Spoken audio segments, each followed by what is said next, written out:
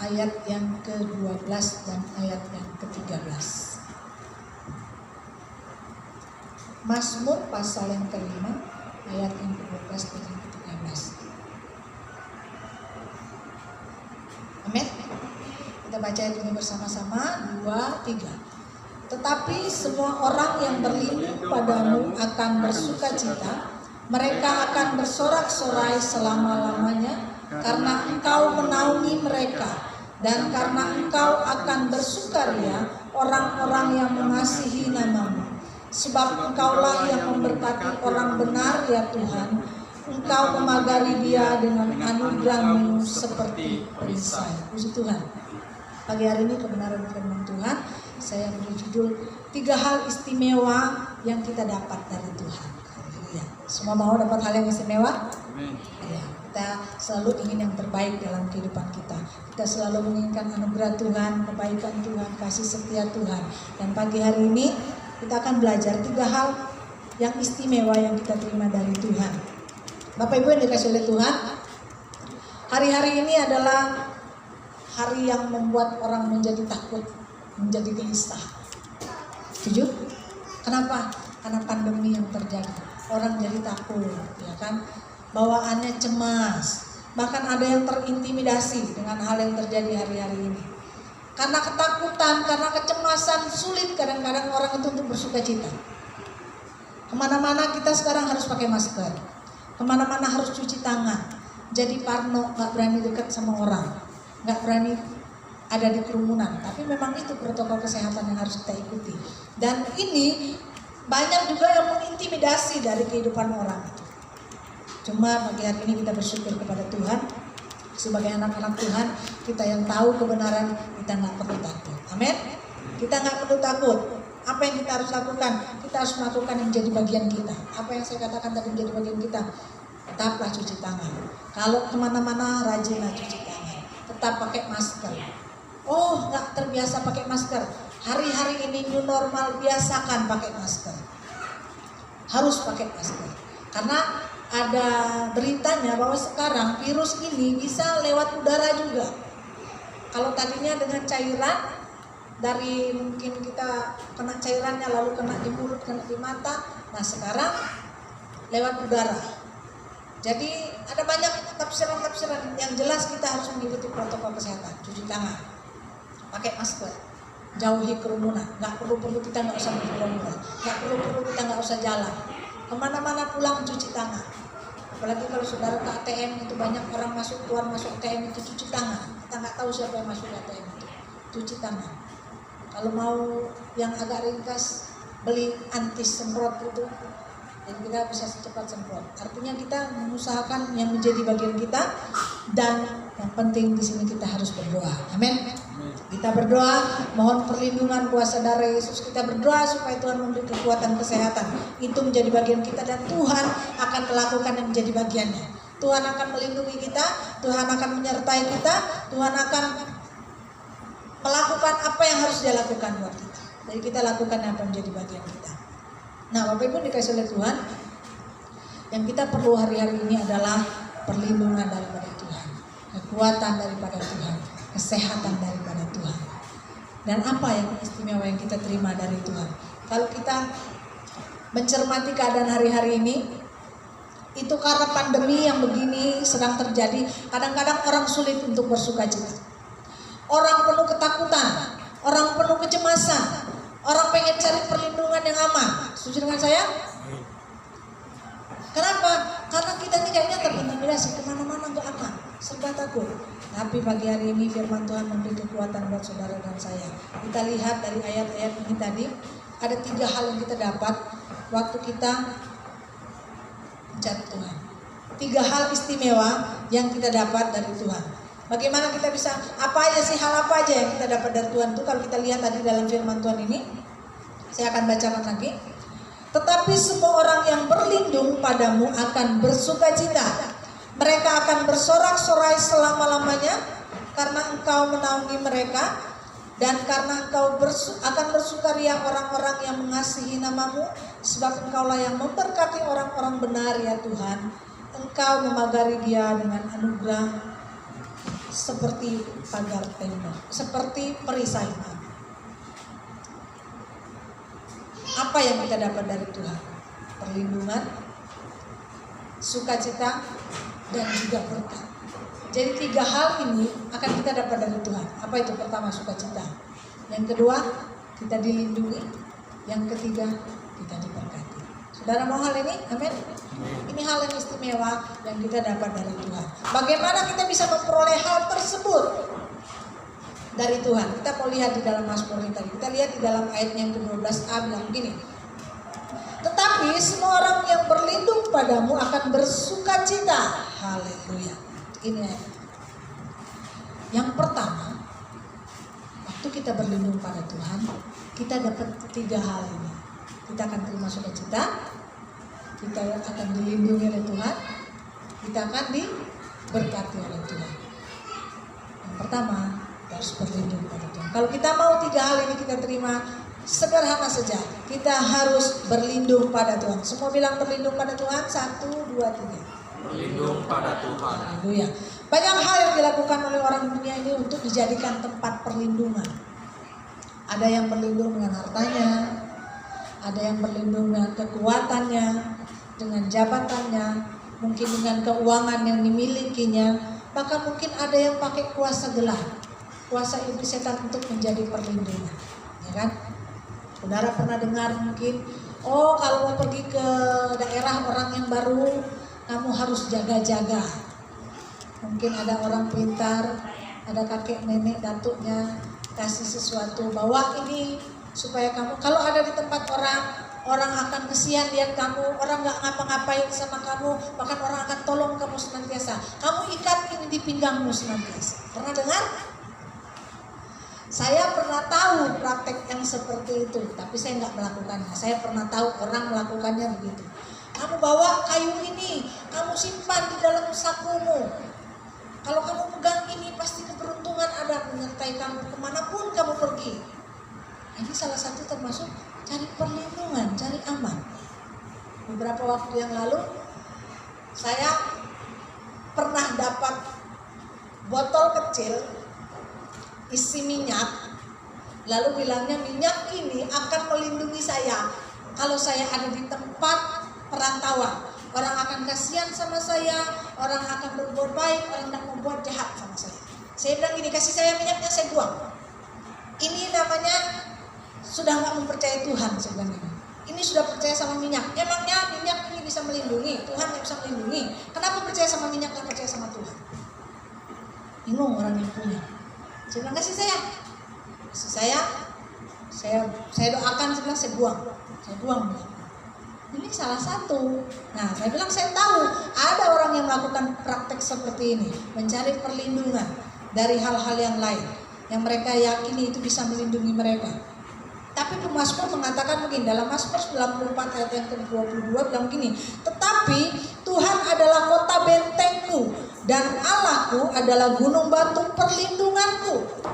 Jelas, Allah kita tempat perlindungan kita. Amin. Mari kita berlindung pada Tuhan, jangan berlindung pada yang lain. Hari-hari ini gak ada yang bisa kita lakukan kecuali kita berlindung pada Tuhan. Hanya Tuhan yang sanggup menolong saudara dan saya. Hanya Tuhan yang sanggup melindungi kita. Di dalam Mazmur 91 ayat yang pertama sampai ayat yang ke-6 bilang begini. Orang yang duduk dalam lindungan yang maha tinggi dan bermalam dalam naungan yang maha kuasa akan berkata kepada Tuhan, tempat perlindunganku dan kubu pertahananku, Allahku yang kupercayai.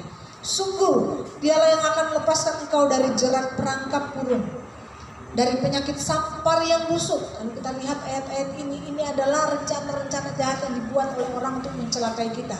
Tapi dikatakan firman Tuhan, sungguh dialah, di sini adalah Allah sendiri yang akan melepaskan engkau. Tuhan akan melepaskan saudara dan saya. Orang mungkin boleh merencanakan yang jahat, orang mungkin boleh merencanakan yang buruk, tapi Tuhan akan jadi perlindungan buat kita. Amin.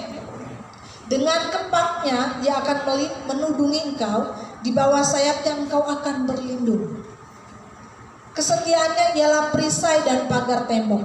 Engkau tidak usah takut terhadap kedahsyatan malam, terhadap panah yang terbang di waktu siang, terhadap penyakit sampar yang berjalan di dalam gelap, terhadap penyakit menular yang mengamuk di waktu petang. Firman Tuhan ini menguatkan buat kita semua bahwa Tuhan saja perlindungan kita. Amin. Hanya kepada Tuhan kita berlindung. Dikatakan kita nggak perlu takut terhadap kedahsyatan malam. Siapa yang tahu yang akan terjadi pada malam hari? Waktu saudara dan saya istirahat, banyak hal yang bisa terjadi yang dapat menyerang kehidupan kita. Tapi Tuhan menjadi perlindungan kita. Terhadap mana yang terbang di waktu siang, orang mungkin merencanakan kejahatan, saya katakan merencanakan hal yang buruk, ingin mencelakakan kita, tetapi sekali lagi firman Tuhan katakan bahwa Tuhan tempat perlindungan kita. Kita nggak perlu takut dengan yang namanya penyakit sampar. Penyakit sampar ini saya pernah singgung beberapa waktu yang lalu dalam firman Tuhan bahwa ini penyakit yang mematikan. Kita nggak perlu takut. Tapi hari-hari ini bukan berarti kita menjadi orang yang tidak berhikmat. Lalu kita bilang, oh nggak perlu takut dengan COVID-19. Lalu kita hantam semua yang namanya protokol kesehatan, kita nggak peduli. Kemarin waktu dalam perjalanan pulang dari Palembang, saya dengar orang bilang ini, COVID ini dipercaya nggak percaya, dia bilang orang nggak kena COVID pun bisa mati. Ya memang betul. Tapi kita harus ikuti. Kita harus ikuti apa yang harus menjadi bagian kita, petunjuk yang sudah diberikan, rambu-rambu yang harus kita jalani. Supaya apa? Supaya kita tetap berada di dalam rencananya Tuhan. Jadi jangan suka melawan. Oh, kami nggak takut, cukup berdoa dengan darah Yesus, ada perlindungan. Betul, kita berdoa, tapi kita juga harus berhikmat. Itu namanya penuh semangat kurang berhikmat. Berdoa tapi nggak mau ikut protokol kesehatan. Lalu kita mencobai. Sama seperti kita bilang gini, oh Tuhan bilang bisa menginjak ular dan kalajengking dikasih kuasa. Lalu ada ular kita injak tiba-tiba. Itu namanya kita tidak berhikmat. Tuhan berikan kuasa untuk kita menang. Tapi bukan berarti kalau ada ular dan kita injak seenaknya. Itu namanya berhikmat. Bukan berarti firman Tuhan itu bohong. Nah, firman Tuhan itu gak pernah bohong. Tapi kita harus jangan artikan secara, saya bilang secara liturgi, secara letterlock, secara tulisan, lalu kita aplikasikan begitu. Oh, bisa berjalan di atas air, aku juga mau jalan, cobain nyebrang sungai Kadang Pahu. Kita namanya melawan hukum alam. Kita nggak terima loh rema dari Tuhan, ayo berjalan, datanglah kepadaku. Lalu kita mau berjalan di atas air. Itu namanya saya bilang tidak berhikmat, penuh semangat kurang berhikmat. Tapi kita percaya firman Tuhan bahwa Tuhan adalah tempat perlindungan kita. Amin. Jangan berlindung dengan yang lain. Kalau mungkin dulu sempat kita cari perlindungan dari hal-hal yang lain, hari-hari ini malah kita mau tinggalkan semuanya. Kita sungguh-sungguh di hadapan Tuhan, carilah perlindungan daripada Tuhan. Kalaupun Tuhan mengizinkan sesuatu untuk terjadi dalam kehidupan kita, bukan berarti Tuhan tidak melindungi, bukan berarti Tuhan tidak baik, tapi semua ada di dalam kedaulatan Tuhan. Amin. Contoh saudara, saya berdoa Tuhan supaya orang tua saya sembuh. Tuhan kasih saya kesempatan untuk saya bisa ketemu dengan mami saya. Saya berdoa. Kalaupun Tuhan mau panggil, kasih ketemu dulu saya sama mami. Tapi Tuhan punya rencana lain. Saya nggak bisa bilang Tuhan nggak baik buat saya. Semua ada dalam kedaulatan Tuhan, semua ada di dalam rencana Tuhan. Dan waktu saya pulang kemarin ke Prabu Muli, itu Tuhan kerjakan sesuatu pemulihan di tengah-tengah keluarga saya. Jadi saya merasa saya pulang saya nggak sia-sia, walaupun saya nggak ketemu orang tua saya waktu masih sakit, saya hanya lihat kuburnya, tapi saya tahu ada yang Tuhan kerjakan. Dan itu memberikan energi buat saya, sampai saya semangat, sampai saya nggak rasa lelah. Saya sudah pulang ke rumah, sampai di rumah baru saya menikmati capeknya. Dan saya bersyukur segala sesuatu dalam rencana Tuhan. Kembali kita kepada firman Tuhan ayat 12 yang tadi bilang, tetapi semua orang yang berlindung padamu akan bersuka cita, mereka akan bersorak-sorai selama-lamanya. Apapun keadaan kita akan tetap bersuka cita. Kenapa?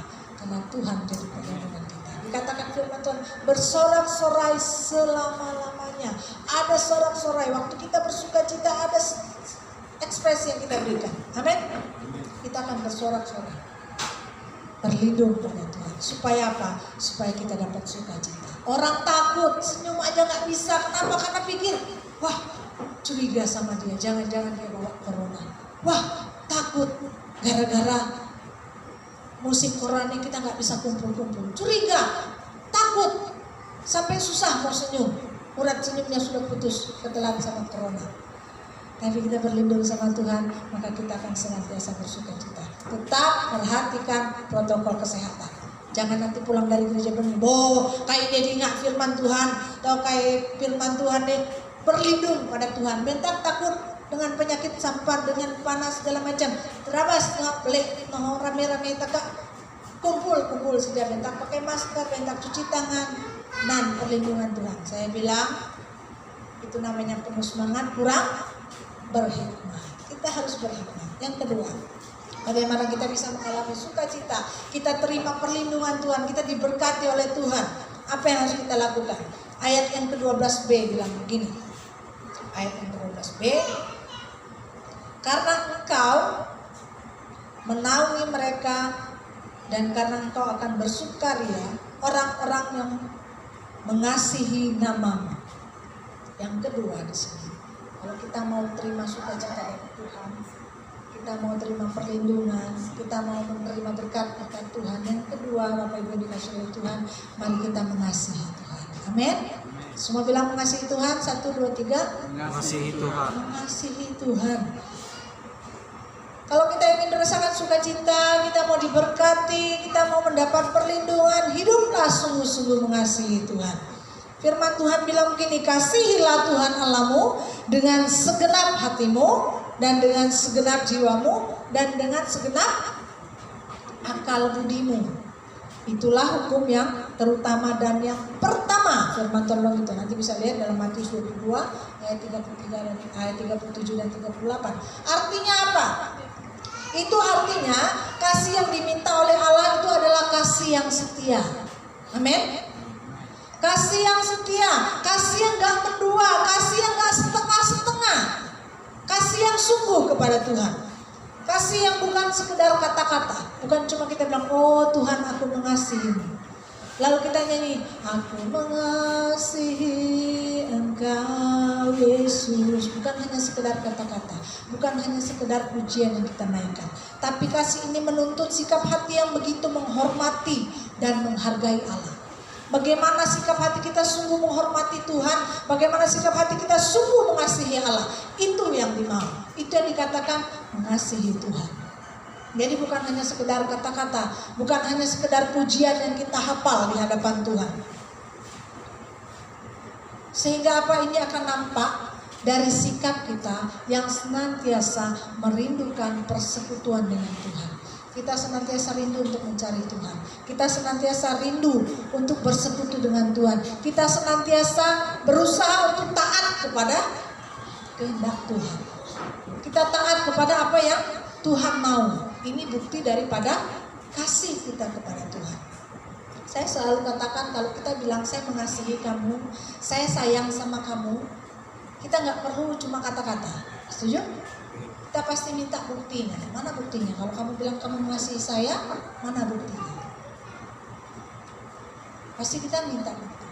Dan Tuhan mau. Kita juga nggak hanya sekedar bilang kata-kata yang manis. Tuhan aku mengasihi Engkau dengan segenap hatiku, tapi buktinya nggak ada. Tuhan aku mengasihi Engkau dengan segenap jiwa ragaku, tapi untuk datang beribadah aja kita hitung-hitungan. Kita cari waktu yang pas. Oh minggu ya pas, tapi sonan kesibukan, malenan waktu pola sembahyang. Kita mulai hitung-hitungan, tapi kita bilang saya mengasihimu Tuhan. Sekali lagi kasih di sini menuntut sikap hati yang sungguh menghormati Tuhan. Amin.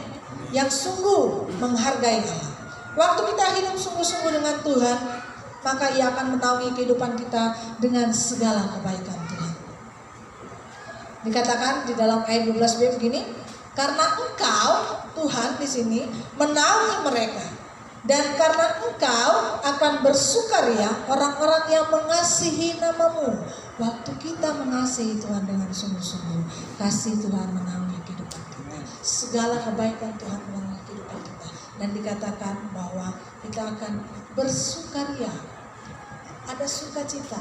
Sukacita kita bukan karena keadaan kita, bukan karena kita banyak uang, bukan karena hidup kita aman-aman tanpa pergumulan lalu kita bersukacita, tapi dalam segala keadaan kita akan tetap bersukacita. Kenapa? Karena kita tahu kasih Tuhan melingkupi kehidupan kita. Amin. Saudara, kalau mau dibawa sedih, saya sedih terus bawahnya. Tapi saya bersuka cita, kenapa? Karena saya tahu bahwa ada pengharapan di dalam Tuhan, bahwa orang tua yang meninggal ini sudah berada dalam kerajaan surga. Jadi kita bersuka cita, saudara. Mari kita mau sungguh-sungguh mengasihi Tuhan. Kalau selama ini mungkin kasih kita, kalau diukur mungkin 7, 8, mari kita tingkatkan lagi, kalau bisa 9, 10, artinya lebih lagi dari hari kemarin. Kemarin kita sudah mengasihi Tuhan, hari-hari ini lebih lagi mengasihi Tuhan. Yang berikut, saudara, apa yang kita harus lakukan? Ayat yang ke-13a bilang begini, sebab engkaulah yang memberkati orang benar. Jika kita ingin diberkati oleh Tuhan, mari kita menjalani hidup kita ini dengan benar. Amin. Hidup di dalam kebenaran firman Tuhan. Berarti kita menjalani hidup ini sesuai dengan apa maunya Tuhan, bukan apa maunya kita, bukan kebenaran kita yang kita terapkan di dalam kehidupan kita, tetapi kita melakukan apa yang jadi standarnya Tuhan. Saudara, ilustrasinya begini. Pesawat, kalau dia terbang, walaupun dia terbang di atas sana, dia punya aturan. Mungkin dia punya monitor, sekian mil saya harus miring sekian derajat, sekian mil ke depan saya harus miring kiri atau miring kanan, belok kiri atau belok kanan sekian derajat. Kalau enggak, nanti enggak nyampe-nyampe di tujuan. Jangan kita pikir terbang di atas semaunya aja jalannya. Tetap punya rambu-rambu. Sama kayak kereta api. Kereta api dia harus jalan di dalam rel. Dia nggak bisa jalan di jalan aspal kayak kita pakai mobil. Kalau mau selamat, kereta itu harus pakai rel. Sama kalau kita berkendara, ada rambu-rambu yang harus kita taati dalam berkendara. Demikian juga kehidupan kita, kita harus hidup sesuai dengan apa maunya Tuhan. Saya katakan begini, hidup baik itu belum tentu benar. Setuju? Tapi hidup benar itu sudah pasti baik. Hidup baik belum tentu benar. Tapi hidup benar sudah pasti baik. Banyak orang bilang gini, saya hidup baik, saya nggak membunuh, saya nggak mencuri, saya nggak suka fitnah orang lain. Tapi dia nggak tahu beribadah sama Tuhan. Dia nggak pernah melakukan kehendak Tuhan.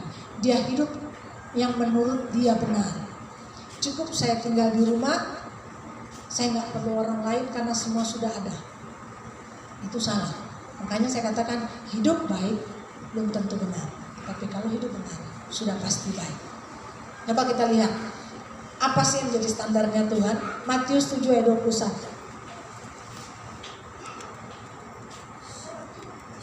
Matius 7 ayat 21. Bukan setiap orang yang berseru kepadaku Tuhan, Tuhan akan masuk dalam kerajaan sorga, melainkan dia yang melakukan kehendak Bapakku yang di sorga. Nah, ini yang menjadi standar kita. Bagaimana kita melakukan hidup, menjalani hidup dengan benar. Ini dia. Bukan setiap orang yang berseru Tuhan, Tuhan masuk dalam kerajaan sorga, tapi dikatakan melainkan mereka yang melakukan kehendak Bapa di sorga. Artinya menjalani hidup benar itu standarnya melakukan kehendak Bapa di sorga. Amin.